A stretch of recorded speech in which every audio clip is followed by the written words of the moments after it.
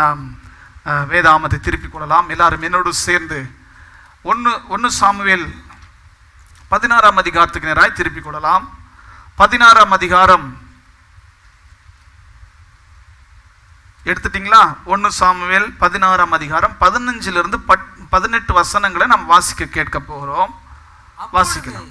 சவுலின் ஊழியக்காரர் அவனை நோக்கி, அப்பொழுது சவுலின் ஊழியக்காரர் அவனை நோக்கி, இதோ தேவனால் விடப்பட்ட ஒரு பொல்லாத ஆவி உம்மை கலங்க பண்ணுகிறதே. கவனிங்க, ராஜாவை என்ன பிடிச்சிக்கிச்சு? பொல்லாத ஆவி பிடிச்சிக்கிச்சு. ஆனா நம்முடைய துரதிர்ஷ்டம் பொல்லாத ஆவியே ராஜாவா இருக்குது. நான் என்ன சொல்றேன்னு உங்களுக்கு புரியுதா இல்லையான்னு தெரியல, புரிஞ்சவங்களுக்கு சந்தோஷம். ராஜாவுக்கு பொல்லாத ஆவி பிடிச்சிக்கிச்சு. பரிசுத்த ஆவி போன உடனே பொல்லாத ஆவி பிடிச்சிக்கிச்சு. சரி, சுரமண்டலம் வாசிக்கிறதில் தேறின ஒருவனை, சுரமண்டலம் வாசிக்கிறதில் தேறின ஒருவனை தேடும்படிக்கு எங்கள் ஆண்டவனாகிய நீர், எங்கள் ஆண்டவனாகிய நீர் உமக்கு முன்பாக நிற்கிற உம்முடைய அடியாருக்கு கட்டளையிடும். அப்பொழுது தேவனால் விடப்பட்ட பொல்லாத ஆவி மேல் இறங்குகையில் அவன் தன் கையினால் அதை வாசித்தால் சௌக்கியம் உண்டாகும் என்றார்கள். உமக்கு சௌக்கியம் உண்டாகும் என்றார்கள். சவுல் தன் ஊழியக்காரரை பார்த்து நன்றாக வாசிக்கத்தக்க ஒருவனை தேடி என்னிடத்தில் கொண்டு வாருங்கள் என்றார். அப்பொழுது அந்த வேலைக்காரரில் ஒருவன் பிரதியுத்தரமாக, இதோ பெத்லகேமியனாகிய ஈசாயின் குமாரன் ஒருவனை கண்டிருக்கிறேன். அவன் வாசிப்பதில் தேறினவன், அவன் பராக்கிரமசாலி, யுத்த வீரன், காரிய சமர்த்தன், சௌந்தரியம் உள்ளவன். கர்த்தர் அவனோட கூட இருக்கிறார் என்றார். ஆமென், அல்லேலூயா. இங்க வேதத்துல வாசித்ததை தெளிவா காதால கேட்டீங்கல்ல? இப்ப எல்லாம் கவனிங்க. வெற்றிக்கு என்ன செய்யலாம், வெற்றி பெறணும்னா, வாழ்க்கையில வெற்றி பெறணும்னா என்ன செய்யலாம் அப்படின்றத குறித்து உங்களோடு கூட தொடர்ந்து நான் பகிர்ந்து கொண்டு வருகிறேன். எத்தனை பேர் வாழ்க்கையில ஜெயிக்க விரும்புறீங்க? சந்தோஷம், எல்லாரும் ஜெயிக்க விரும்புறீங்க. அப்ப ஜெயிக்க விரும்புறோம் அப்படின்னாவே ஒரு காரியம் புரியுது. என்னன்னா, ஏதோ ஒரு போராட்டம் நமக்கு இருக்கிறது. ஒவ்வொருத்தருக்கும் ஒவ்வொரு போராட்டம். உங்க போராட்டம் உங்க உள்ளத்துக்கும் ஆண்டவருக்கு தான் தெரியும், எனக்கு தெரியாது. நான் தீர்க்கதரிசி இல்லை. ஆனால் ஆண்டவர் அவ்வப்போது எனக்கு காரியங்களை வெளிப்படுத்துவார். தீர்க்க தரிசனம் சொல்லுவேன், ஆனால் நான் தீர்க்கதரிசி இல்லை, நான் ஒரு பாஸ்டர். அப்போ உங்க போராட்டம் எதுவா இருந்தாலும், நீங்கள் எதுவோடு கூட இன்றைக்கு போராடி கொண்டிருந்தாலும், அதிலே நீங்கள் ஜெயம் பெற கர்த்தர் ஒரு வழியை வைத்திருக்கிறார். ஆமென். அதிலே நீங்கள் வெற்றி பெற கர்த்தர் ஒரு வழியை வைத்திருக்கிறார். அவர் வைத்த அந்த வழியை நீங்கள் தேடி கண்டுபிடித்து அவைகளின்படி நீங்க செய்ய ஆரம்பிச்சிட்டீங்கன்னா நிச்சயம் நீங்க ஜெயிப்பீங்க. நிச்சயம் நீங்க தோற்று போக மாட்டீங்க. எத்தனை பேர் கவனிக்கிறீங்க? அல்லேலூயா, அல்லேலூயா. அப்ப என்ன வழி? ஏற்கனவே சொன்னேன், என்ன இருக்கிறது என்று பாருங்கள், என்ன இல்லைன்னு. ஒரு சிலர் பார்த்தீங்கன்னா என்ன இருக்குது அப்படின்றத பார்க்க மாட்டாங்க, எது இல்லையோ அதுதான் பார்ப்பாங்க. இவங்க தான் பிற்போக்குவாதி. தீவிரவாதிலாம் சொல்றாங்கல்ல, தீவிரவாதிலாம் சொல்றாங்க, கேள்விப்பட்டுக்கிறீங்களா? செய்தியில தீவிரவாதி, பயங்கரவாதின்னு. அந்த மாதிரி ஒரு சிலர் பிற்போக்குவாதி. பிற்போக்குவாதினா எப்படின்னா, நாங்கள் 3ஆம் கிளாஸ்ல ஒரு பாட்டு படித்தோம்.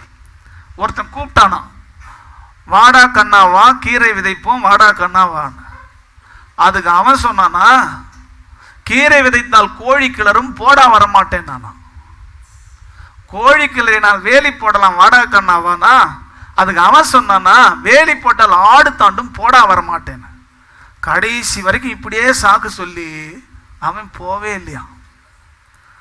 பிற்போக்குவாதிங்க பார்த்தீங்கன்னா எப்பவுமே அதில் இருக்கிற பிளஸ்ஸை பார்க்க மாட்டாங்க, அதில் இருக்கிற மைனஸை தான் பார்ப்பாங்க. அப்படிப்பட்ட ஒரு மனநிலை உங்களுக்கு இருக்கும் அப்படின்னா நிச்சயமா சொல்றேன், நம்ம ஆசீர்வதிக்கப்படவே முடியாது. என்னங்க ஜெபத்துக்கு வரலையா அப்படின்னு கேட்டா, வந்து மட்டும் என்ன செஞ்சுட்டாரு எனக்கு கர்த்தர், நான் வரமாட்டேன் போ. நேத்துக்கு வரணும், அப்படியே தான் கீறேன். நான் சொன்னேன், அப்படியே இருக்கிற சாவாம வா. என்ன கீதோ அது கவனிக்க மாட்டேங்குது, என்ன இல்லையோ அதை தான் பெருசா பேசுது. உங்க வாழ்க்கையில கர்த்தர் எவ்வளவு நன்மை செய்திருக்கிறார். நன்மை செய்யலன்னு சொல்ல முடியுமா? இன்னைக்கு இந்த நேரத்தில் எத்தனை பேர் கொரோனா வார்டில் இருக்கிறாங்க தெரியுங்களா? உயிருக்கு போராடி இருக்கிறாங்க தெரியுங்களா? எத்தனை பேரை பாலித்தீன் பவரில் பேக் பண்ணிட்டாங்க தெரியுங்களா? ஆனால் நம்ம எல்லாம் இங்கே உட்காந்து கர்த்தரை ஆராதிச்சுட்டு இருக்கிறோம். இதுவே ஆண்டவர் செஞ்ச நன்மைங்க, இதுவே கர்த்தர் செஞ்ச நன்மை. கொஞ்சம் யோசித்து பாருங்க. அப்போ இருக்கிறத பாருங்க, இல்லாததை பத்தி பேசாதீங்க. இருக்கிறத பேசுங்க, இருக்க வேண்டியதை பேசுங்க, இல்லாததை பேசாதீங்க. அப்படி இருந்தீங்கன்னா நிச்சயம் நீங்க வாழ்க்கையில ஜெயிப்பீங்க. ரெண்டாவதா சொன்னேன், நீங்க வாழ்க்கையில ஜெயிக்கணும் அப்படின்னா உங்க வாய் ஆர்ப்பரிக்கிற வாயா இருக்கணும். எதை ஆர்ப்பரிக்கணும்? இயேசு என்ன செய்தார் என்கிறதை ஆர்ப்பரிக்கிற வாயா இருக்கணும். நம்ம வாய்க்கு பெரிய வல்லமை உண்டு. இந்த வாயை கொண்டு நிறைய நேரத்தில் அழுகையும் புலம்பலும் முறுமுறுப்போம், யாரை பத்தினா குறை பேசணும். ஒரு சிலர் பாருங்க, அது ஒரு விதமான ஆவி, அசுத்த ஆவி. யாரை பத்தினா குறை பேசணும். அவங்க கிட்ட போய் கொஞ்ச நேரம் பேசி பாருங்களேன், யாரை பத்தியாவது குறை பேசுவான். சரி, யாரை பத்தியாவது நம்மகிட்ட குறை பேசினான்னா நம்ம போயிட்ட பிறகு ஒருத்தன் வருவான், அவங்கிட்ட போனவனை பத்தி பேசுவான். ஏன் இப்படி இருக்கிறான்னா, ஒரு பேய் ஒண்ணு ஆட்டி படைக்குது, குறை சொல்ற பேய். வாயை திறந்தாலே குறை சொல்றது, வாயை திறந்தாலே பொய்யா பேசுறது. ஒரு சிலர் பாருங்க, வாயை திறந்தாலும் போய் ஏங்க ஜபத்துக்கு வரல அப்படின்னு கேட்டா, ஐயா நேத்துலாம் பேதியா அப்படின்னு சிரிக்கிறீங்க நீங்க. இப்பயே ஒரு சிலர் அப்படின்னாங்க, யாரு தெரியல, நேத்தெல்லாம் பேதியானா நான் இதெல்லாம் சொல்லாம, ஏன்னா சொல்லலாம், அதெல்லாம் வருத்து தானே எல்லாருக்கும். அப்போ சும்மா சொல்லியிருக்கிறாங்க. 2 நாள் கழிச்சு போன் பண்றான், ஐயா நேத்துல இருந்து பேதியா, உங்ககிட்ட போய் சொன்னேன், உண்மையாவே எனக்கு அவனவனுடைய வார்த்தையின்படி அவனவனுக்கு ஆகுன்னு வேதத்துல. அதனால நீங்க என்ன சொன்னீங்களோ அதன்படி உங்களுக்கு ஆகும். வாயை திறந்து பொய் பேசாதீங்க. வாயை திறந்து ஒரு நாளும் நீங்க யாரையும் குறை பேசாதீங்க. குறையே இருந்தா கூட அதை குறைன்னு சொல்லாதீங்க. குறை இல்லாத மனுஷன் யாரும் இல்லை. உங்ககிட்ட வேற ஒரு குறை இருக்கலாம், அதனால அதெல்லாம் பேசாதீங்க. என்ன பேசலாம்? கர்த்தராகிய இயேசு நல்லவர், அவர் எனக்காக கல்வாரி சிலுவையிலே சகலத்தையும் செய்து முடித்திருக்கிறார், அதை பேசுங்க அப்படின்னு சொன்னேன். மூணாவதா என்ன சொன்னா, பரிசுத்த ஆவியில நிறைங்க. ஆவியின் அபிஷேகத்தை என்ன பண்ணணும்? பெற்றுக்கொள்ளணும். பரிசுத்த ஆவியின் அபிஷேகத்தை நீங்க பெற்றுக்கொண்டீங்கன்னா உங்க வாழ்க்கையில ஜெயிக்கலாம். இன்னைக்கு நாலாவதா, நீங்கள் ஆராதிக்கிறவர்களா இருந்தால் வாழ்க்கையில ஜெயம் பெறலாம். எப்படிங்க? ஆராதிக்கிறவர்களா இருந்தால் வாழ்க்கையில ஜெயம் பெறலாம். ஆராதனைனா என்ன? இந்த வார்த்தை பல விதங்களில் பயன்படுத்துறாங்க. தொழுகை, ஆராதனைக்கு இன்னொரு பேர் என்னங்க? இஸ்லாமியர்கள் என்ன சொல்லுவாங்க? தொழுகைக்கு போறோம் அப்படின்னு சொல்லுவாங்க. இன்னும் கிறிஸ்தவர்களே, பாரம்பரிய கிறிஸ்தவர்கள் என்ன சொல்லுவாங்கன்னா வழிபாடு, ஆலய வழிபாடு, தொழுகை, வழிபாடு. அப்புறம் இன்னும் என்ன சொல்லலாம்? ஆராதனை. இங்கிலீஷ்ல வர்ஷிப்னு சொல்லுவோம். இங்கிலீஷ்ல என்ன சொல்லுவோம்? வர்ஷிப் அப்படின்னு சொல்லுவோம். சரி, தொழுகை என்றாலும் வழிபாடு என்றாலும் ஆராதனை என்றாலும் ஒண்ணுதான். என்னன்னு கேட்டீங்கன்னா, இறைவன் யார் என்கிறதை உணர்ந்து, தேவன் யார் என்கிறதை உணர்ந்து அவருக்கு முன்னாக நம்மை 100% தாழ்த்தி அவரை வணங்குவதே தொழுகை. கவனிக்கிறீங்களா? யாராவது உங்களை பார்த்து ஆராதனை ஆராதனைன்றாங்களே, அதுனா என்னது அப்படின்னு கேட்டா நீங்க என்ன சொல்லணும்? கடவுள் மகா பெரியவர் என்கிறதை உணர்ந்து அவருக்கு முன்னாக நான் என்னை தாழ்த்தி அவருக்கு மரியாதை செலுத்துதல் தான் ஆராதனை. எதுக்கு சர்ச்சுக்கு வரோம்? எதுக்கு ஜெபத்துக்கு வரோம் அப்படின்னு கேட்டா, எதுக்கு வரோம் அப்படின்னா மகா பெரியவருக்கு முன்னாக தாழ்மைப்படவும் அவருக்கு செலுத்த வேண்டிய கனத்தையும் மரியாதையும் மகிமையும் அவருக்கு கொடுக்கவும் வருகிறோம். அப்ப இந்த செயலை எல்லாரும் செய்யறாங்க. கடவுள் தான் பெரியவர், கடவுள் தான், இயேசுதான் கடவுள். அப்ப பெரியவர் நீ எதை கொண்டு சொல்றனா, அவர் எல்லாவற்றையும் செய்யக்கூடியவர். நம்ம பைபிள்ல என்ன சொல்லுது? சர்வ வல்லமையுள்ள தேவன். சொல்லுங்க, சர்வ வல்லமையுள்ள. சர்வ வல்லமைனா என்ன? எதையும் சர்வ சாதாரணமா செஞ்சுட்டு போயிடுவார். அவரால் செய்ய முடியாதது. இன்னைக்கு உங்க வாழ்க்கையில ஏதாவது முடியல நீங்க இருக்கிறீங்களா? கர்த்தர் பார்த்துக்குவார், கவலைப்படாதீங்க. என்னது? 2 பேரு விசுவாசித்து ஆமேன் அப்படின்னு சொல்லியிருக்கிறாங்க. கர்த்தர் எல்லாவற்றையும் செய்யக்கூடியவர். உங்க வாழ்க்கையில எல்லாவற்றையும் அவர் பார்த்துக்குவார், கவலையே படாதீங்க. சரி, எல்லாவற்றையும் செய்யக்கூடியவர், எங்கும் இருக்கிறவர். எப்படி? கர்த்தர் இயேசு கிறிஸ்து எங்கும் இருக்கிறார். நடு ரோட்லயும் இருக்கிறார், நடு வீட்டிலும் இருக்கிறார், சுடுகாட்டிலும் இருக்கிறார். அவர் எங்கும், இயேசுவே என்று கூப்பிட்டார், அவர் எங்கும் இருக்கிறார். அப்புறம் ஏன் நான் இங்க வரேன் அப்படின்னு கேட்டீங்கன்னா, சத்தியத்தை அறிந்து கொள்ள நாம் இங்கே வருகிறோம். சகோதர ஐக்கியத்துக்காக இங்கே வருகிறோம். இயேசு இங்கே தான் இருக்கிறாரு. அவர் இங்க இந்த இதுல போட்டு அடைச்சி வச்சிருக்கிறாங்க, நாங்க போய் அவரை பார்க்க போறோம் அப்படின்னு யாராவது வந்தீங்கன்னா அது பைத்தியகாரத்தனம். அது பழைய ஏற்பாடு. ஆண்டவர் மகா பரிசுத்த ஸ்தலத்துல கிருபாசனத்துல விளங்கினார், வேற எங்கேயுமே கிடையாது. ஆனால் இன்றைக்கு கர்த்தர் எங்கும் இருக்கிறார். நீங்க வேலை செய்யற இடத்துல இருக்கிறாரு, நீங்க வண்டி ஓட்டுற இடத்துல இருக்கிறாரு. அதனாலதான் சொல்றேன், கொரோனா உங்களுக்கு டச் பண்ணவே முடியாது. ஏன்னா கொரோனா எங்க இருக்குதுன்னு உங்களுக்கு தெரியாது, ஆனா கர்த்தர் எங்கும் இருக்கிறாருன்னு உங்களுக்கு தெரியும். தெரியுமா தெரியாதா? கொரோனா எவனுக்கு இருக்குதுன்னு தெரியாது, ஆனா கர்த்தர் என் கூட இருக்கிறாருன்னு தெரியும். தெரியுமா? உண்மையாவே தெரியுமா? தைரியம் வருதா? அல்லேலூயா. சரி, அப்போ அவர் எங்கும் இருக்கிறார். 3வது, எல்லாம் அறிந்திருக்கிறார். ஆண்டவருக்கு தெரியாது ஒன்றுமே கிடையாது. இன்னைக்கு ஒருவேளை கணவனுக்கு தெரியாம புருஷனுக்குள்ள மனைவிக்குள்ள நிறைய இருக்கலாம், மனைவிக்கு தெரியாம கணவனுக்குள்ள நிறைய இருக்கலாம், பெற்றோருக்கு தெரியாம பிள்ளைகள் நிறைய மனசுல வச்சிருக்கலாம், பிள்ளைகளுக்கு தெரியாம பெற்றோர் நிறைய மனசுல வச்சிருக்கலாம். ஆனா ஒண்ணு, கர்த்தருக்கு தெரியாது எதுவுமே கிடையாது. வேதம் சொல்லுகிறது, அவருக்கு முன்னாக சகலமும் நிர்வாணமாயிருக்கிறது, எல்லாம் அவருக்கு முன்னாக வெளியரங்க கோலமா இருக்கிறது. அதனால கர்த்தருக்கு முன்னாடி போயிட்டு பெரிய பரிசுத்தமான மாதிரி நடிக்கூடாது. அவருக்கு முன்னாடி போய் எல்லாத்தையும் ஒத்துக்கணும், சரண்டர் ஆயிடணும். அவர்கிட்ட போயிட்டு ஆண்டவரே நான் அதை செய்தேன் இதை செய்தெல்லாம் சொல்லக்கூடாது, என்மேல் கிருபையாயிரும் தான் சொல்லணும். அவருக்கு எல்லாமே தெரியும். அப்ப யார் கடவுளா இருக்க முடியும்? எங்கும் இருக்கிறவர், எல்லாம் வல்லவர், எல்லாம் அறிந்தவர், எல்லாவற்றையும் சிருஷ்டித்தவர், யாராலும் உருவாக்கப்பட முடியாதவர் தான் கடவுளா இருக்க முடியும். அவரை தான் மனிதன் வணங்க முடியும். 5 காரியம் சொன்ன. என்ன சொன்ன? எல்லாம் வல்லவர். சொல்லுங்க, எல்லாம் வல்லவர், எல்லாம் வல்லவர், எல்லாம் வல்லவர், எங்கும் நிறைந்தவர், எங்கும் நிறைந்தவர், எல்லாம் அறிந்தவர், எல்லாவற்றையும் சிருஷ்டித்தவர், அனாதியாயிருக்கிறவர். அனாதினா அநாத கிடையாது, அநாத கிடையாது. அனாதினா அவர் தான் எல்லாத்துக்கும் ஆதி. அவரை யாராலையும் உண்டாக்க முடியாது, அவர் தான் எல்லாவற்றையும் உண்டாக்கினவர். ஆமென். அப்போ மனிதனுக்கு மேல கடவுள் தான் இருக்கிறாரு, இல்லைங்களா? அப்ப இந்த மனிதன் என்ன செய்யறாங்க? தேவனுக்கு முன்பாக சென்று, நீர் எல்லாவற்றையும் செய்யக்கூடியவர், நீர் எங்கும் நிறைந்திருக்கிறவர், நீர் எல்லாவற்றையும் அறிந்திருக்கிறவர், நீரே சகலத்தையும் சிருஷ்டித்த சிருஷ்டிகர்த்தா, நீரே அனாதி காலம் முதற்கொண்டு எல்லாவற்றுக்கும் ஆதியாயிருக்கிறவர் நீரே. உமக்கு முன்னாக நான் என்னை 100% தாழ்த்துகிறேன். ஆராதனை என்ன புரியுதுங்களா? உமக்கு முன்னாக நான் என்னை தாழ்த்துகிறேன். அதனால்தான் ஆலயத்துக்கு வரும்போது பணிவோடு வரணும். ஆலயத்துக்கு வருமா அப்படியே உட்கார்ந்து கூடாது. அல்லேலூயா. ஆலயத்துக்கு வரும்போது கழுத்தில் போட்டுங்கிற கவரிங்லாம் எடுத்து வெளியே விட்டுக்கணும் உட்காரக்கூடாது.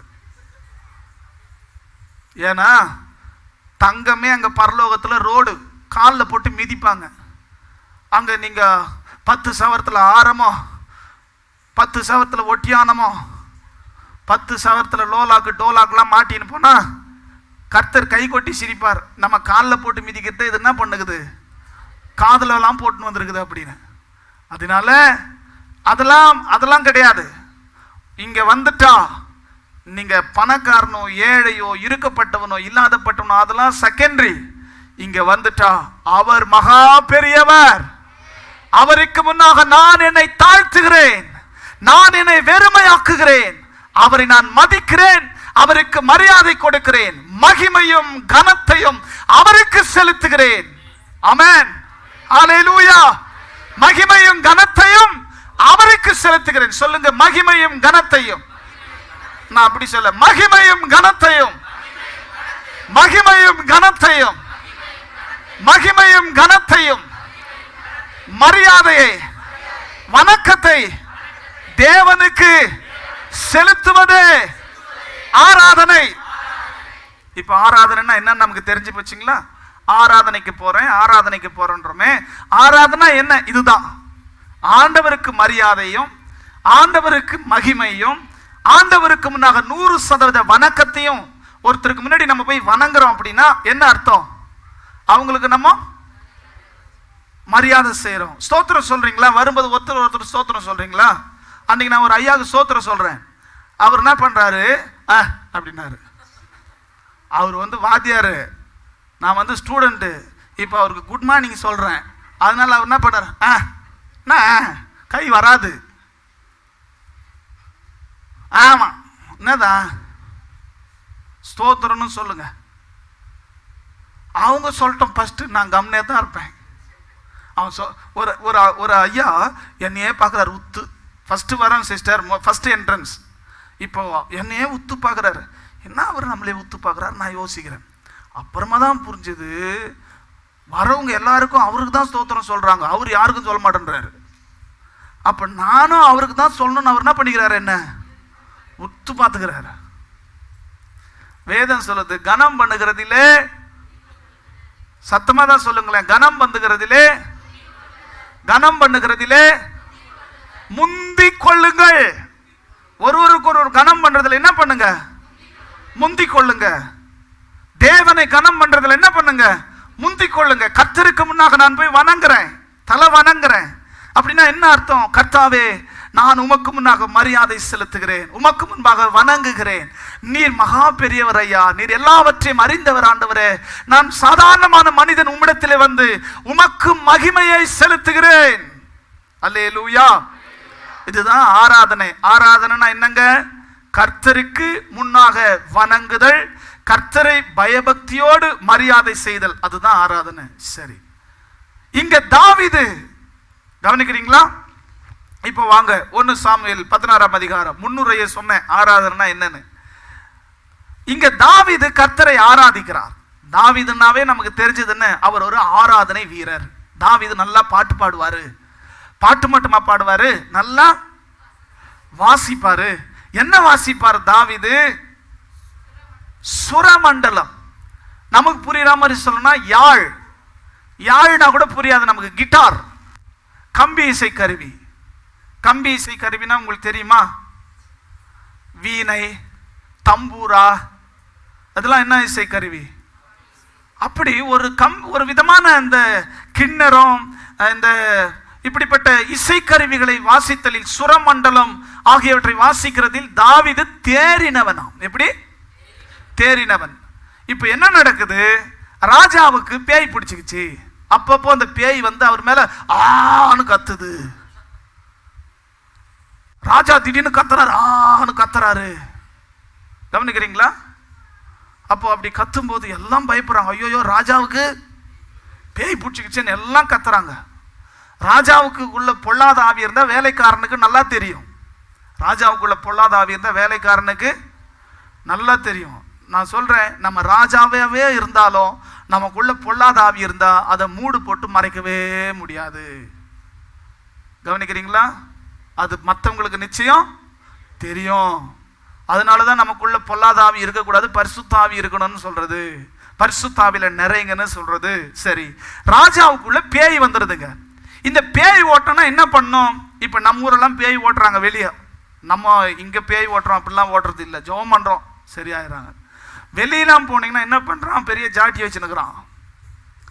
பேய் பிடிச்சின்னு போன பொண்ணை போட்டு என்ன பண்றான்? பேய் பிடிச்சின்னு போன ஐயாவை போட்டு என்ன பண்றான்? துள்ள வாங்குறான். ஒரு நேரத்தில் அந்த பேய் ஒதுங்கிறது. ஒதுங்கிட்டு இவங்க தான் இருக்கிறாங்க, போட்டு அடிக்கிறாங்க. போறியா போறேன்னு போட்டு அடிச்சு அமகலம் பண்றாங்க. ராஜாவுக்கு அப்படிலாம் பேய் ஓட்ட முடியுமா? அவர் தான் ராஜாவாச்சே. அவருடைய வேலைக்காரங்க சொல்றாங்க, சுரமண்டல வாத்தியக்காரர்கள் வந்து சுரமண்டலத்தை வாசித்தா இந்த பேயிலிருந்து நீங்க என்ன பண்ணிடுவீங்க, விடுதலை ஆயிடுவீங்க அப்படின்னு சொல்றாங்க. அப்போ தேசம் எங்களும் தேடுறாங்க, யார் சுரமண்டலத்தை வாசிக்க முடியும், யார் சுரமண்டலத்தை வாசிக்கிறவங்க அவங்கள கூப்பிடுங்க அப்படின்னு. அவங்க கண்ணில் பட்டது யாரு? தாவீது. யாருங்க? தாவீது என்ன கோத்திரம்? யூதா கோத்திரம். தாவீது என்ன கோத்திரம்? இஸ்ரவேல்ல எத்தனை கோத்திரம்? 12 கோத்திரம். இந்த 12 கோத்திரத்துல தாவீது யூதா கோத்திரம். யூதா அப்படின்னா என்ன அர்த்தம் தெரியுங்களா? துதின்னு அர்த்தம். யூதானா என்ன அர்த்தம்? பக்கத்துல மூஞ்ச பார்த்து சொல்லுங்க. யூதா அப்படின்னா மூஞ்ச பார்த்து சொல்லுங்கன்னா அங்க பார்த்துன்னு சொல்றாரு இவரு. யூதா அப்படின்னா துதி. யூதா அப்படின்னா துதி. சரி, சொல்லிக்கினே போங்க. வண்டியில போகும்போது அம்மா சீண்டி சொல்லுங்க, யூதானா துதியா அப்படின்னு. யூதா அப்படின்னா துதி. அப்போ இந்த துதிக்கிற வம்சத்துல பிறந்த தாவீது, அவனுக்கு யாரும் இசை சொல்லி கொடுக்கல, அவனுக்கு யாரும் பாட்டு எப்படி பாடணும்னு சொல்லி தரல. ஆனா அவனா இசை வாசிக்கிறான், ஆனா அவனா பாட்டு பாடுறான். இப்ப அவனுடைய பாட்டும் அவனுடைய இசையும் யாரா இருக்க முடியும்? தேவனாய் தான் இருக்க முடியும். கவனிக்கிறீங்களா? அவனுடைய பாட்டும் அவனுடைய துதியும் யாரா இருக்க முடியும்? சத்தமா சொல்லுங்களேன். 34ஆம் சங்கீதம் 1ஆம் வசனம் எல்லாருக்கும் தெரியும். கர்த்தரை நான் எக்காலத்திலும் ஸ்தோத்தரிப்பேன், அவர் துதி எப்போதும் என் வாயில் இருக்கும். மறுபடியும் சொல்லாமா? கர்த்தரை நான் எக்காலத்திலும் ஸ்தோத்தரிப்பேன், அவர் துதி எப்போதும் என் நாவில் இருக்கும். இருக்குமா? ஆமென். அப்போ இங்க தாவீதுடைய இசையும் தேவனே, அவருடைய பாடலும் தேவனே. அப்படிதானே? இசையும் யாருக்காக தான். அப்ப யார் எடுத்து இப்போ சுரமண்டலத்தை எடுத்து தாவீது வாசிக்கிறார் அப்படின்னா இப்ப யாரை நினைச்சுதான் வாசிப்பாரு? அவங்க லவ்வரை நினைச்சு வாசிப்பாரா? அப்ப லவ்வர் எல்லாம் அவருக்கு கிடையாது. இல்ல சோகமா அவங்க அப்பாவை நினைச்சு வாசிப்பாரா? அவங்க அப்பாவை நினைச்சு அவர் சோகலாம் பட மாட்டார், எரிச்சல் தான் படுவார். ஏன்னா அவ்வளவு பொல்லாதவன். அவங்க அம்மாவை நினைச்சு வாசிப்பார்? ஆஹா, கர்த்தரை நினைச்சு வாசிப்பார். அவர் சொல்றாரு, வீணையே விழி, சுரமண்டலமே விழி, யாழே விழி அப்படின்னு. எதுக்கு விழிக்கணும்? அவரை துதிக்க விழி. அப்ப அன்னைக்கு ஒரு முறைமை இருந்துச்சு. என்ன முறைமைனா, ஆண்டவரை வாயாலும் துதித்தாங்க, இசைக்கருவிகளை வாசித்தோம் துதித்தாங்க. அப்போ தாவீது யாழ் இசைக்கிறான் என்று சொன்னால் அது தேவனை ஆராதிக்கிறதை குறிக்கிறது. தேவனை தாவீது இசைக்கருவியின் மூலமாக ஆராதித்தான் என்று சொன்னால் பேய்கள் ஓடும். அல்லேலூயா. பாட்டு பாடுனா தேவனை ஆராதிச்சா பேய் ஓடுங்க. என் அனுபவத்தில் நான் பார்த்துருக்கிறேன். பேய்கிட்ட போய் ஊனு எத்தனையோ முறை கத்தி பார்த்துருக்கிறேன். ஒரு சில பேய்ங்க போவாது. இது என்ன ஆண்டவரே அப்படின்னு சொல்லிட்டு உட்காந்து ஆண்டவரை துதிச்சு பாட ஆரம்பிச்சிருவேன். அப்படி துதிச்சு பாட ஆரம்பிச்சா எப்படிப்பட்ட பேயும் ஓடுறத நான் கண்ணால பார்த்துருக்கிறேன். எப்படிப்பட்ட நோயும் குணமாகும். பாட்டு பாடுறதுல என்னங்க இருக்குது நீங்க நினைக்கிறீங்களா? பாட்டு பாடுறதுல பவர் இருக்குது. பாட்டு பாடுறதுல என்ன இருக்குயா? சத்தமா சொல்லுங்களேன். என்ன இருக்கு சிஸ்டர்? பாடுறீங்களா? சமைக்கும் போது பாடுறீங்களா? வேலை செய்யும் போது பாடுறீங்களா? தூங்கும் போது பாடுறீங்களா? தூங்கும் போது எப்படியா பாடுவேன்னு கேட்குறீங்களா? கர்த்தரை பாடுகிறீர்களா? சகோதரர்கள் வண்டி ஓட்டும் போது கர்த்தரை பாடுறீங்களா?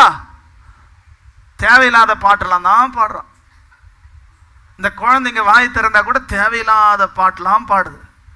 எங்க சபையில ஒரு நாள் ஒரு பொண்ணுக்கு பாட்டு பாடுறதுக்கு, அது பாட்டு பாட விரும்பல, ஆனா ஒரு சின்ன குழந்தை அது பாடணும்னு அவங்க அப்பாவுக்கு ஆசை.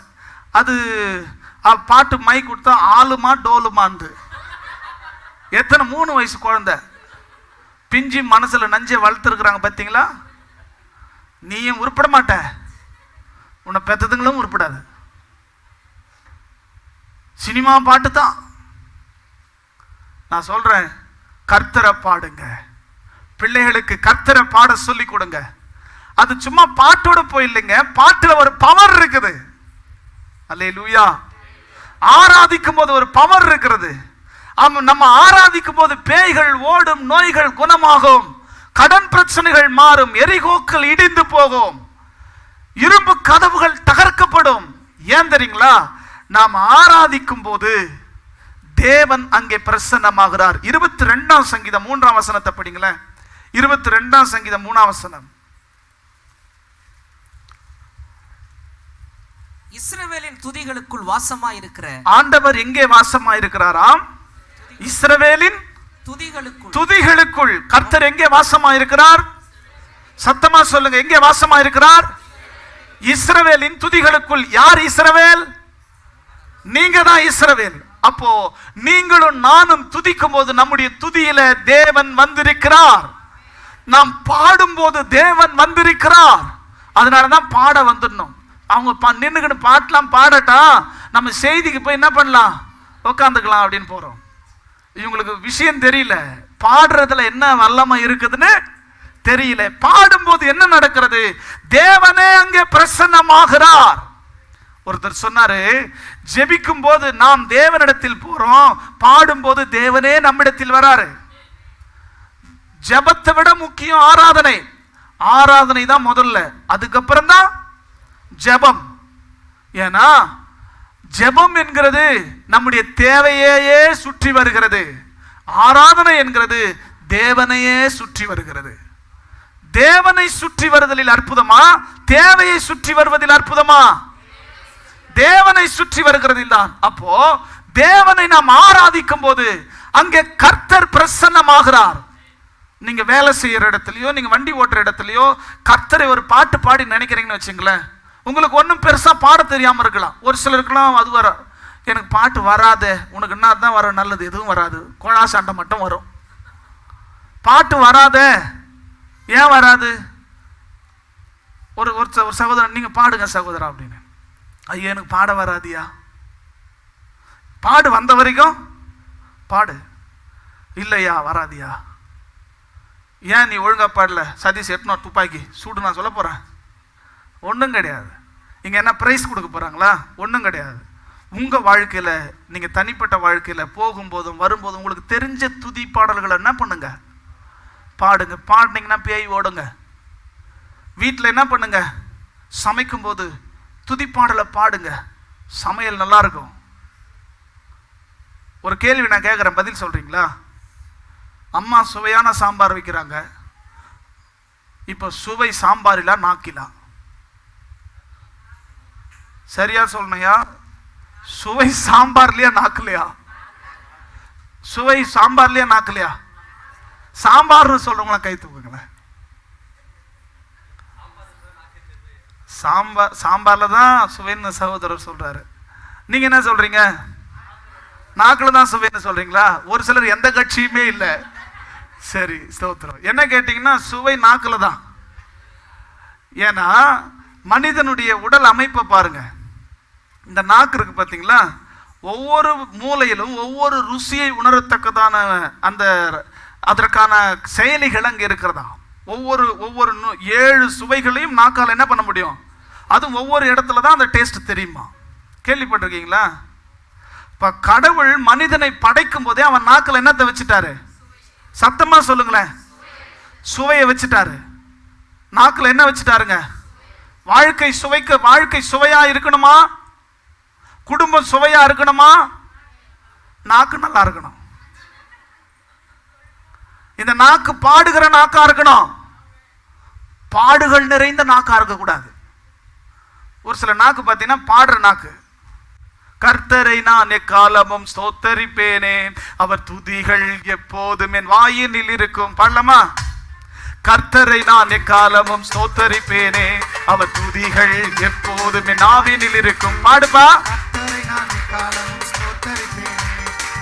மாஸ்க் போட்டுதான் தெரியல. கர்த்தரை நான் எக்காலமும் ஸ்தோத்தரிப்பேனே. ஒரு சில நாக்கு இப்படி, ஒரு சில நாக்கு இப்படி. கர்த்தரை நான் எக்காலமும் இது ஒரு சில நாக்கு.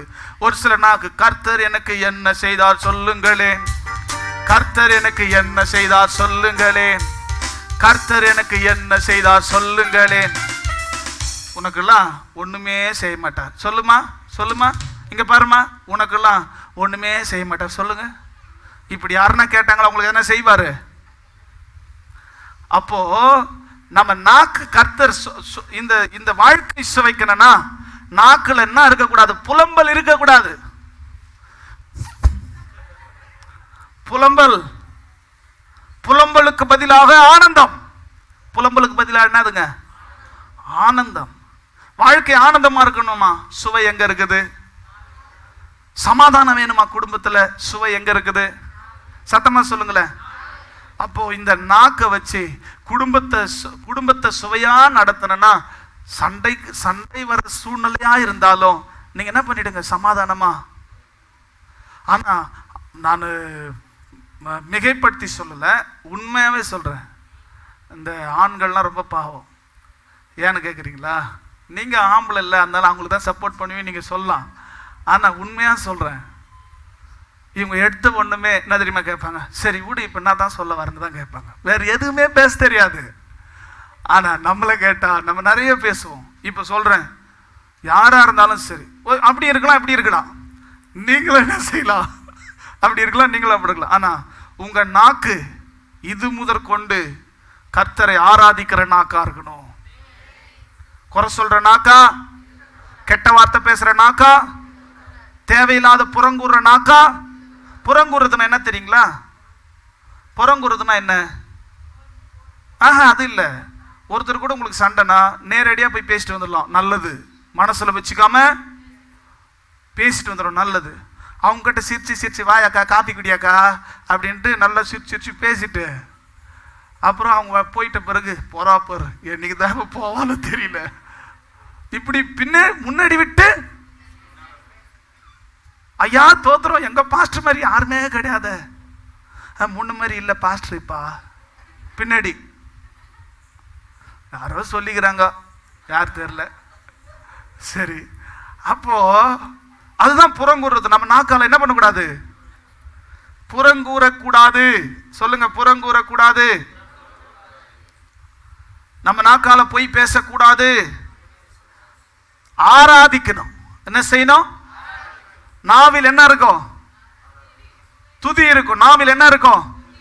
தாவீது துதிச்சான், அவன் இசைக்கருவி வச்சு இசைத்து துதிச்சான். கர்த்தர் நமக்கு இயற்கையா கொடுத்திருக்கிற இசைக்கருவி இந்த தொண்டை, இந்த நாக்கு. இதை வச்சு கர்த்தரை துதிச்சிங்கன்னா உண்மையா சொல்றேன், உங்க வாழ்க்கையின் மேல குடும்பத்தின் மேல இருக்கிற எல்லா பேயும் பிசாசும் ஓடி போயிடும். ஆனா நம்ம என்ன பண்றோம்னா இந்த நாக்கை வச்சு துதிக்கவே மாட்டேன்றோம். பேய் ஓட்டுறதுக்கு ஒரு பாஸ்டரை கேட்டுக்கிறோம். பாஸ்டருங்க பேய் ஓட்டுறாங்க தான், ஆனா பேய் ஓட்டுறது அவங்க தொழில் கிடையாது. மறுபடியும் சொல்றேன், உங்க பாட்டுல பவர் இருக்குது. நிறைய பேர் என்ன நினைச்சாங்கன்னா பாஸ்டர்ல பவர் இருக்குது அப்படின்னு. பாஸ்டர் கிட்ட பவர் இருக்குதா இல்லையான்றது ரெண்டாவது. உங்க நாக்குல பவர் இருக்குது. நீங்க பாடுங்க கர்த்தரை. என்னவோ வந்து அமுக்குற மாதிரி இருக்குதியா, மெரிக்கிற மாதிரி இருக்குதியா, ரத்த கோட்டைக்குள்ளே நான் நுழைந்து பாடுங்க. அப்ப நம்ம பாடுறோமா? பாட மாட்டேன்றோம். எனக்கு பாட்டு வராதியா, எனக்கு வெக்கமாகுதியா, எனக்கு இந்த கதைலாம் பேசக்கூடாது. இனிமே தெரிஞ்ச பாட்டு என்ன பண்ணோம்? அது சுதியில சேருதா தாளத்துல சேருதாலாம் நமக்கு முக்கியம் கிடையாது. பரலோகத்துக்கு போய் சேருதா? ஆமென். நீங்க பேசி எதையாவது சாதிச்சு உங்க நீதியை நிரூபிச்சு நியாயத்தை நிரூபிச்சுலாம் நினைச்சீங்கன்னா தோத்துருவீங்க. ஆனா கர்த்தர் உங்களுக்காய் வழக்காடினா உங்க நீதியை பட்டப்பகலை போல வெளிச்சமாக்குவார். அப்போ உங்க பிரச்சனையில நீங்களே போராடி போராடி போராடி சோர்ந்து போறதை நிறுத்திட்டு ஏதாவது செய்யுங்க. ஆண்டவரே ஏதாவது செய்யுங்க. தினம் தோற்று போகும் வாழ்க்கை எனக்கு பிடிக்கல, பார்க்கும் உலகத்தையும் ஜெயிக்க என்னால் முடியல. எத்தனை பேர் அப்படி சொல்றீங்க? இந்த மனுஷனை என்னால எப்படியாவது இயேசுவே. பாடலாமா? சரி, அப்புறம் பாடலாம். செய்திக்கு போலாம். ஏதாவது ஒன்று செய்யுங்க ஆண்டவரே, தலையிடுங்க ஆண்டவரே, நீங்க கிரியை செய்யுங்க ஆண்டவரே. என்னால முடியல ஆண்டவரே, என்னால சுமக்க முடியல, சகிக்க முடியல, போராட முடியல. நாம் பேசி ஒன்றும் ஆக போறது இல்லை, நாம் பேசியும் பிரயோஜனம் இல்லை ஆண்டவரே. நீங்க ஏதாவது செய்யுங்க. கர்த்தரை துதிங்க, கர்த்தரை ஸ்தோத்திரம் பண்ணுங்க, கர்த்தரை ஆராதிங்க. கர்த்தரை ஆராதிச்சிங்கன்னா நிச்சயமா அற்புதம் உண்டு. ஏன் கர்த்தரை ஆராதிச்ச அற்புதம் உண்டு தெரியுங்களா? அவர் துதிகளின் மத்தியில், எல்லாம் சொல்லுங்களேன், துதிகளின் மத்தியில் வாசம் செய்கிறாரா? அப்போ எங்கே அற்புதம் உண்டு? வேதம் சொல்லுது, அவருடைய பிரசன்னத்தில் பர்வதங்கள் மெழுகு போல உருகி போகும். மலை போல கஷ்டம் யாராவது இங்க இருக்குதா? எனக்கு மலை போல கஷ்டம்யா, சொல்ல முடியாத கஷ்டம், விவரிக்க முடியாத கஷ்டம், மலை போல கஷ்டம். அது யாருக்கும் தெரியாது, என் மனசுக்கும் அந்த கடவுளுக்கு தான் தெரியும். யாருன்னா சொல்றீங்களா? அந்த மலை போல கஷ்டம் பனி போல உருகி போகணுமா? அதற்கு தேவை தேவனுடைய பிரசன்னம். அதற்கு தேவை என்னங்க? தேவனுடைய பிரசன்னம். தேவனுடைய பிரசன்னம். கர்த்தர் அங்க இருந்தா அந்த மலை உருகி போயிடும். கர்த்தர் அங்க இருந்தா அந்த மலை உருகி போயிடும். கர்த்தர் எங்க இருப்பார்? துதிகளின் மத்தியிலே வாசம் பண்ணுவார். துதிகளின் மத்தியிலே கர்த்தர் இருப்பார். அப்ப நாம் துதித்தால் தேவன் அங்கே பிரசன்னமாகிறார். தேவன் பிரசன்னமானார், பர்வதங்கள் கூட உருகி போய்விடும். விசுவாசிக்கிறீங்களா? எத்தனை பேர் விசுவாசிக்கிறீங்க? மலை போல தேவையா? மலை போல பிரச்சனையா? மலை போல போராட்டமா? சோர்ந்து போயிருக்கிறீங்களா? ஏன்டா இந்த வாழ்க்கைன்னு இருக்கிறீங்களா? எதுக்காக நான் இவ்வளவு கஷ்டப்படுறேன்னு இருக்கிறீங்களா? கர்த்தரை துதித்து பாடுங்க. பாடுகளின் மத்தியிலும் கர்த்தரை பாடி பாருங்க. துன்பத்தின் மத்தியிலும் கர்த்தரை பாடி பாருங்க. கஷ்டத்தின் மத்தியிலும் பாடி பாருங்க. நீங்க நம்ம அப்படி பாடுறோமா? யோசித்து பாருங்க. கொஞ்ச நாளுக்கு முன்னாடி மோசஸ் ராஜசேகரன் ஒரு ஊழியக்காரர் இருந்தார். 2 கண்களும் குருடாய் போச்சு. சுகரால 2 கிட்னியும் ஃபெயிலியர் ஆகி போச்சு. ஆளு ஒல்லியா மெலிஞ்சி சாவ புழைக்க இருக்கிறாரு. அந்த நேரத்தில் கூட என்ன பாடுறாரு தெரியுங்களா? எந்த சூழ்நிலையிலும் எப்பேற்பட்ட நேரத்திலும் மனரம்மியமாய் இருக்க நான் கற்றுக்கொண்டே. எந்த சூழ்நிலையிலும் எப்பேற்பட்ட நேரத்திலும் நான் மனரம்யமா இருப்பேன்னு பாடுறாரு. இப்போ மறிச்சிட்டாரு, இல்லை பல வருஷம் ஆச்சு மறிச்சு. ஏன் சொல்றேன்னா, ஆண்டவர் உங்களுக்காக இருக்கிறார். நீங்க ஏன் சோர்ந்து போனோம்? எனக்காக யார் இருக்கிறாங்க? எனக்காக யார் பேசுவாங்க? ஏன் அப்படிலாம் யோசிக்கிறீங்க? உங்களுக்காக கர்த்தர் இருக்கிறார். உங்களுக்காக ஆண்டவர் பேசுவார். எங்க பேசணுமோ என்ன பேசணுமோ அதை கரெக்டா பேசுவார். நீங்க சோர்ந்து போகாதீங்க, துதிங்க, பிரைஸ் பண்ணுங்க. கர்த்தாவை நீர் பார்த்துக்கொள்ளும். யாராவது வந்து உங்க வாயை கலருவாங்க, என்ன ஒரே கூசலாச்சு வீட்டுல அப்படின்னு. அது ஒண்ணும் இல்லை, சந்தோஷமா நாங்க சண்டை போட்டுக்கணும்னு சொல்லுங்க. ஒரு நாளும் சோர்ந்து போகாதீங்க, ஒரு நாளும் துவண்டு போகாதீங்க. கர்த்தர் இருக்கிறாரியா, அவரை துதிச்சு பாடுங்க, அவர் ஆராதிங்க. அப்ப வெற்றிக்கு இன்னைக்கு நம்ம என்ன செய்யணும்னு சொல்றேன்? ஆராதனை, துதி. நிச்சயம் ஜெயம் பெறுவோம். பல உதாரணங்கள் நான் சொல்லலாம். ஒரு ஐயாட்ட ஒருத்தன் போய் கேட்டான், ஐயா தடையை நீங்க எப்படி பார்க்குறீங்க அப்படின்னு. அதுக்கு அவர் சொன்னாலாம், தடையை நான் வடையை போல பார்க்கிறேன். மென்னு தின்னு போ. உங்க வாழ்க்கையில தடைகள் வருதா, அதை வடையை போல பாருங்க. துதிச்சலினாலே அதை மேற்கொள்ளலாம். உங்க வாய் தான் எல்லாத்துக்கும் காரணத்தை புரிஞ்சுக்குங்க. வாயால கர்த்தரை துதிப்போம், நாவால பாடுவோம். ஆண்டவர் ஒரு நாள் நம்மை கைவிட மாட்டார். நீங்க வேதத்துல திரும்பி பார்த்தீங்கன்னா, பாடினதினாலே எரிகோ மதில் இடிந்து விழுந்தது. பாடினதினாலே யூதா மேற்கொண்டான். பாடினதினாலே யோசபாத்து ஜெயித்தான். பாடினதினால் நடந்த ஒரே ஒரு அற்புத சம்பவத்தை வாசித்து நாம் முடிக்கலாம். எல்லாரும் என்னோடு சேர்ந்து அப்போஸ்தலர் 16வது அதிகாரம். அப்போஸ்தலர் 16வது அதிகாரம் எடுத்துட்டீங்களா? 16ஆம் அதிகாரம் 22ஆம் வசனத்திலிருந்து. அப்பொழுது ஜனங்கள் கூட்டம் கூடி அவர்களுக்கு விரோதமாய் எழும்பினார்கள். அதிகாரிகள் அவர்கள் வஸ்திரங்களை கிழித்து போடவும், அதிகாரிகள் அவருடைய வஸ்திரங்களை கிழித்து போடவும், அவர்களை அடிக்கவும் சொல்லி, அவர்களை அநேக அடி அடித்த பின்பு, சிறைச்சாலையிலே வைத்து அவர்களை பத்திரமாய் காக்கும்படி சிறைச்சாலைக்காரனுக்கு கட்டளையிட்டார்கள். அவன் இப்படிப்பட்ட கட்டளையை பெற்று அவர்களை உட்காவல் அறையிலே அடைத்து அவர்கள் கால்களை தொழுமரத்தில் மாட்டி வைத்தான். நடுராத்திரியிலே பவுலும் சீலாவும் ஜெபம் பண்ணி தேவனை துதித்து பாடினார்கள். கவனிங்க, என்ன சம்பவம் அப்படின்னு கேட்டீங்கன்னா, பவுல் சீலா என்ற 2 பேர். சீலா அப்படின்னா பெண்ணுன்னு நினைச்சுக்காதீங்க. பவுலுக்கு பாருங்க பொண்டாட்டி இருந்துச்சு அப்படின்னு. பவுலுக்கு கல்யாணமே ஆகல. சீலா அப்படின்னா ஒரு உடன் ஊழியன், சைலஸ். சீலாக்கு இங்கிலீஷ்ல என்ன? சைலஸ். உங்களுக்கு தெரிஞ்சு யாருன்னா சைலஸ்ன்னு இருக்கிறாங்களா? இருக்கிறாங்க. சைலஸ் அப்படின்னா சீலான்னு அர்த்தம். அப்போ பவுலும் சீலாவும் என்ன செய்யறாங்க? ஊழியம் செய்ய போறாங்க. எங்க போறாங்க ஐயா? சத்தமா சொல்லுங்க. ஊழியம் செய்ய போறாங்க. போன இடத்துல அற்புதங்கள் நடக்குது, பேய் ஓடுது, அற்புதங்கள், ஏராளமான அற்புதங்கள் நடக்குது. குருடன் பார்க்கறான், செவிடன் கேட்கறான், ஆச்சரியமான காரியங்கள் நடக்குது.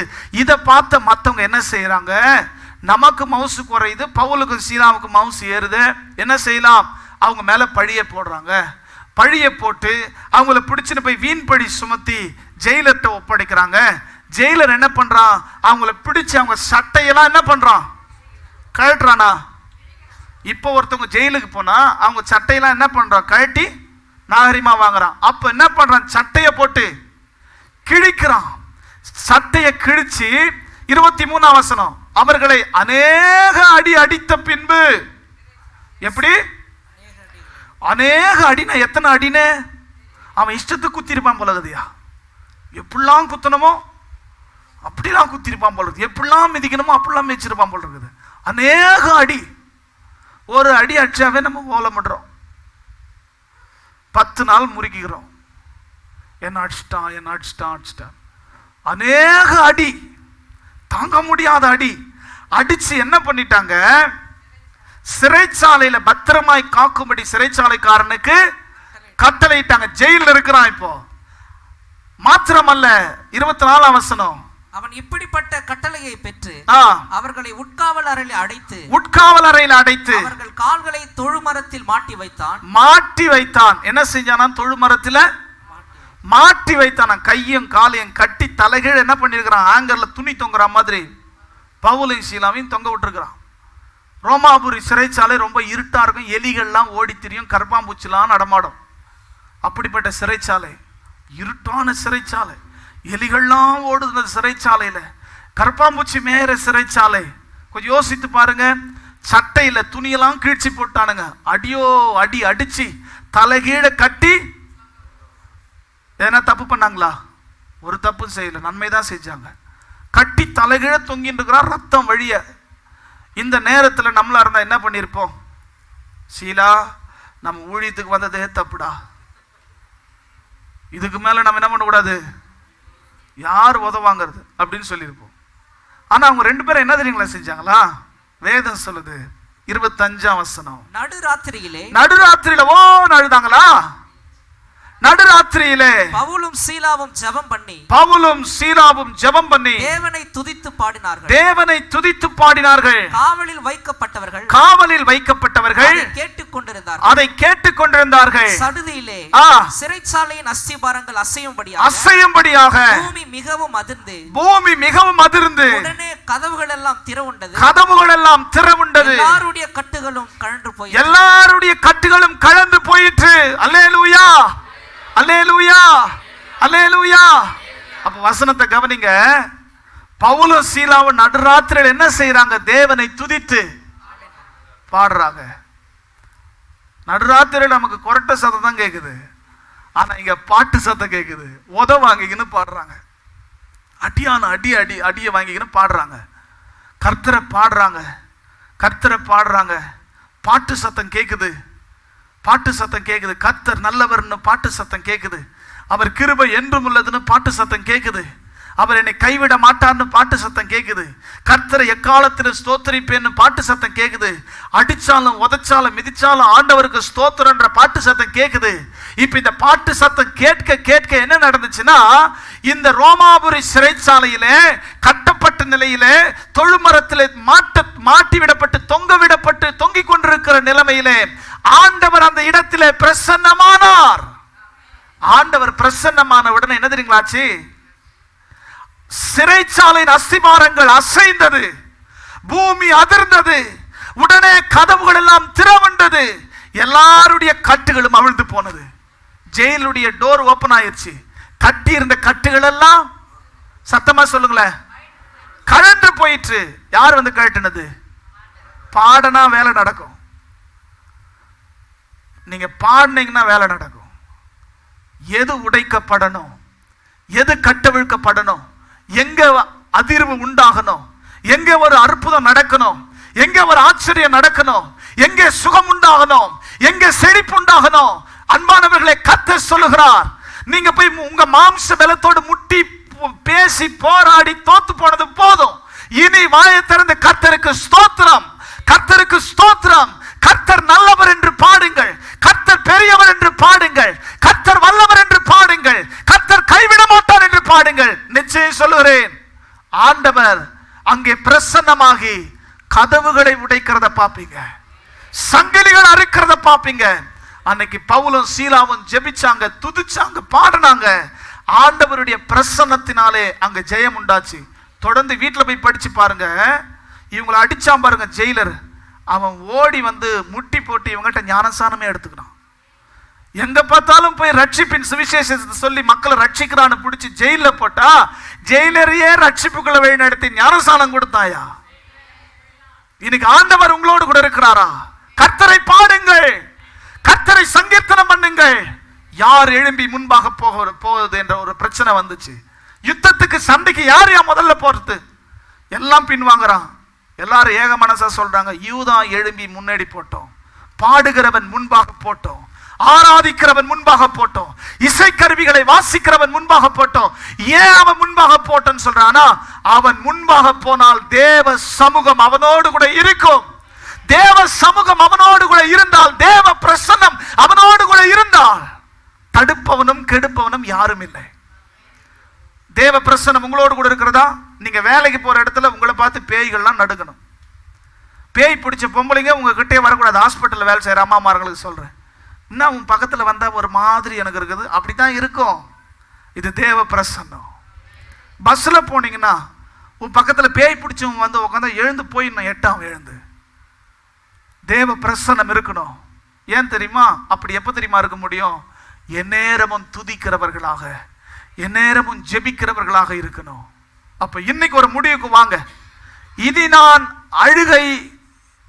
நான் அழமாட்டேன், இனி நான் புலம்ப மாட்டேன். இதுவரைக்கும் அழுது அழுது புலம்பி ஒன்னும் ஆகல.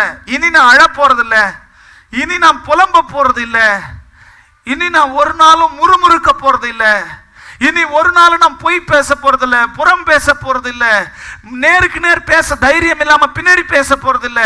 இனி நான் ஒரு நாளும் என் வாயை திறந்து தேவையில்லாதத என்ன செய்ய போறேன் தெரியுமா? கர்த்தருக்கு ஸ்தோத்திரம், கர்த்தருக்கு ஸ்தோத்திரம், கர்த்தருக்கு ஸ்தோத்திரம். கர்த்தர் என்னை பாதுகாக்கிறவர், கர்த்தர் என்னை தப்புவிக்கிறவர், கர்த்தர் என் தேவைகளை சந்திக்கிறவர், கர்த்தர் இந்திய தடைகளை உடைக்கிறவர், கர்த்தர் எனக்காக யாவையும் செய்து முடிக்கிறவர். பாடுவோமா? அனைவரும் எழுந்து நின்று ஆண்டவரை நோக்கி பாருங்களேன். ஆராதிக்கிறவனுக்கு தோல்வி இல்லை, ஆராதிக்கிறவனுக்கு தோல்வி இல்லை, ஆராதிக்கிறவனுக்கு தோல்வி இல்லை. உள்ளத்தின் ஆழத்திலிருந்து எல்லாரும் ஆண்டவரை நோக்கி பார்ப்போம், எல்லாரும் கர்த்தரை நோக்கி பார்ப்போம்.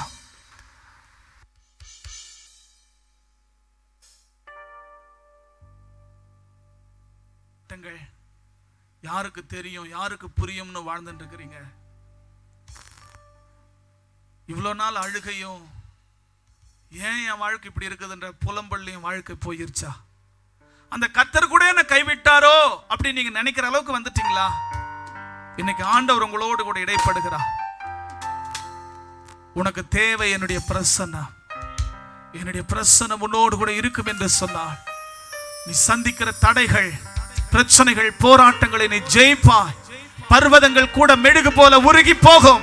உன் கடன் பிரச்சனை உடையும், உன் வியாதியின் கட்டு உடையும், உனக்கு விரோதமாய் செய்யப்பட்ட மந்திர கட்டு உடையும், உனக்கு விரோதமாய் எழும்பி போராடுகிற சத்துருக்களுடைய சதிகள் உடையும். கர்த்தரை துதிப்பாயா? ஹalleluya, ஹalleluya.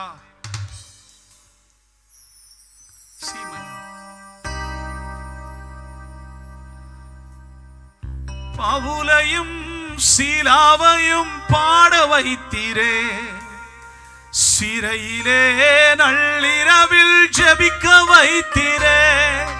பவுலையும் சீலாவையும் பாட வைத்தீரே, சிறையிலே நள்ளிரவில் ஜெபிக்க வைத்தீரே. இன்னொரு விசை, பவுலையும் சீலாவையும் பாட வைத்தீரே, சிறையிலே நள்ளிரவில் ஜெபிக்க வைத்தீரே.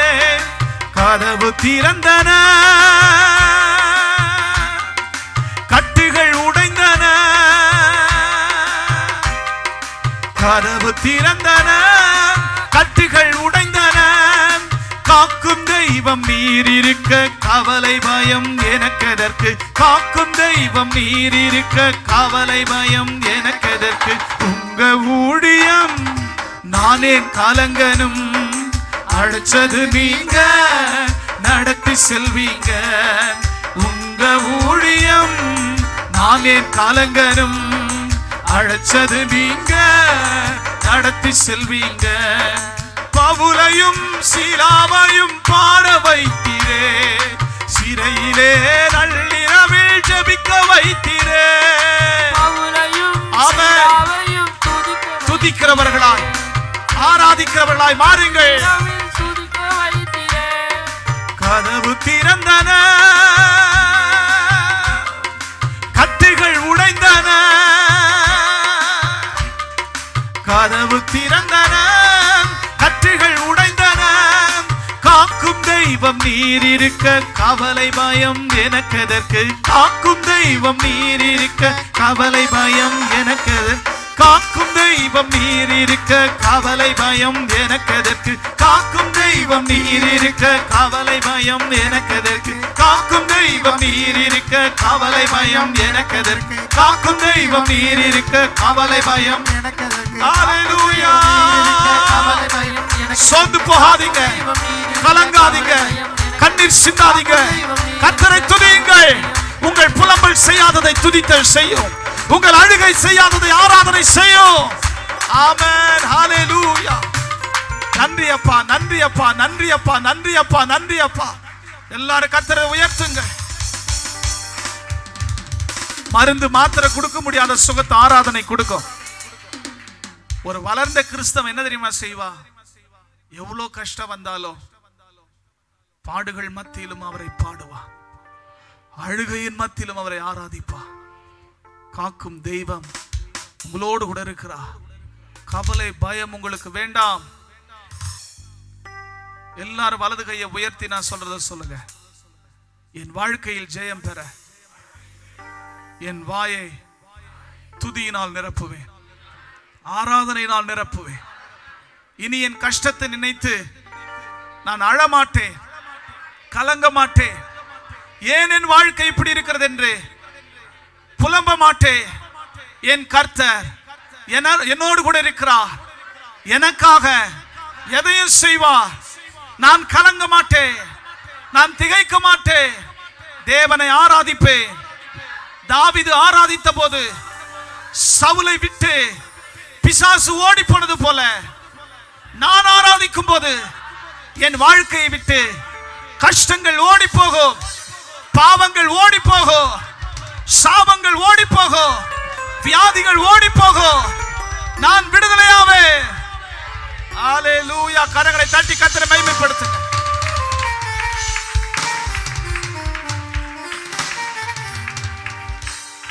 விசுவாசிக்கிறீங்களா இனி கர்த்தரை ஆராதிப்பென்ற ஒரு முடிவோடு இன்னைக்கு இங்கிருந்து போனோம் நம் அனைவரும் நம்முடைய காணிக்கைகளை எடுத்துக்கொள்ளலாம் கர்த்தருக்கு அறிக்கை செய்து